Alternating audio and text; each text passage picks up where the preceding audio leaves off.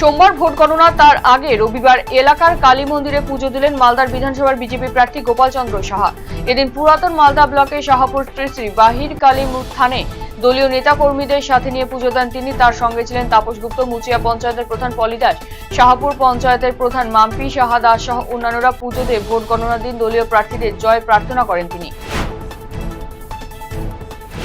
মামার বাড়িতে ঘুরতে এসে পুকুরে স্নান করতে নেমে বিপত্তি, সাঁতার না জানায় মাছ পুকুরে জলে ডুবে মৃত্যু হলো এক কিশোরের। মর্মান্তিক এই ঘটনাটি ঘটেছে রায়গঞ্জ থানার পোয়ালতোড় এলাকায়। দেহটি ময়না তদন্তের জন্য রায়গঞ্জ গভর্নমেন্ট মেডিকেল কলেজ ও হাসপাতালে পাঠানো হয়েছে।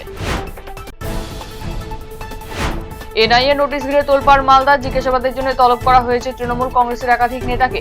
নোটিশ দেওয়া হয়েছে সুজাপুর বিধানসভা তৃণমূল প্রার্থী সাবিনী আসমিনী, নির্বাচনী এজেন্ট তথা জেলা পরিষদের বন ও ভূমি দপ্তরের কর্মাধ্যক্ষ আব্দুল রহমান, কালিয়াচক ১ নম্বর ব্লকের তৃণমূল সভাপতি মোহাম্মদ শরিউল সহ আরও কয়েকজন নেতাকে।